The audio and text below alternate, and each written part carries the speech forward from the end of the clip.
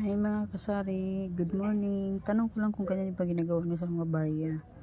Lalo na pag binabayad natin sa mga nagde-deliver, kay mga ahente. Ayan, ginaganyan ko. Ito, tigbi 20 talaga yan. Yan. Ito, tigbi 20. Ito, 5-5, 100. Ayan. Minsan yung mga ahente naman nagre-request sa grocery, nagre-request yung last deliver nila na i-plastic ko na lang daw. Kaso nung nakaraan pa, nung iba naman yung nag-deliver sa akin, sabi ganyan daw, ilagay-lagay na ng scotch tape. Ang gulo nila, di ko maintindihan kung ano ba talagang gagawin. Kaya ganyan talaga ginagawa ko. Mas mahirapan sila pag ipa-plastic ko pa yan. Bilang-bilangin nila isa-isa yan. Kasari, ang aking update sa aking tindahan ngayon. Ayan lang. Nakapamili na ako ng mga gamit.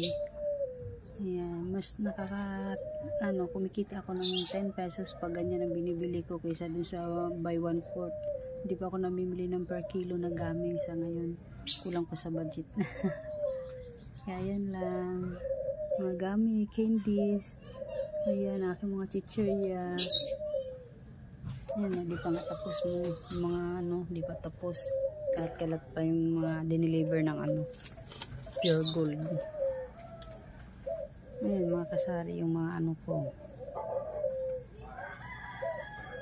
Ito paano yung itlog, isang tray na lang. Pero binibili ko talaga is 3 tray, 4 na tray. Ito na natira. Umabot din ng mga 3 days, 4 days, saka ako nagbibili. Isang araw, minsan isang tray na uubos. Kasi may kadikit rin akong tindahan dito, magkadikit kami. Mabinta yung itlog sa kanila. Ayan ang mga kasari, yung update lang sa tindahan ko. Ayan, kunting-kunti na lang din.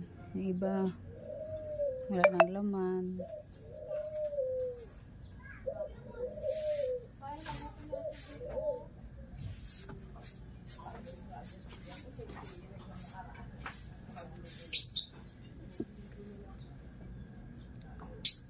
Mga kasari, udong.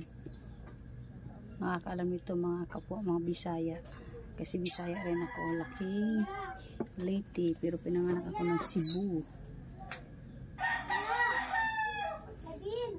Bistak din ako. Ayan, mga ko. Update lang sa mga paninda ko ngayon. Ayan mga kasari. Good morning sa inyo.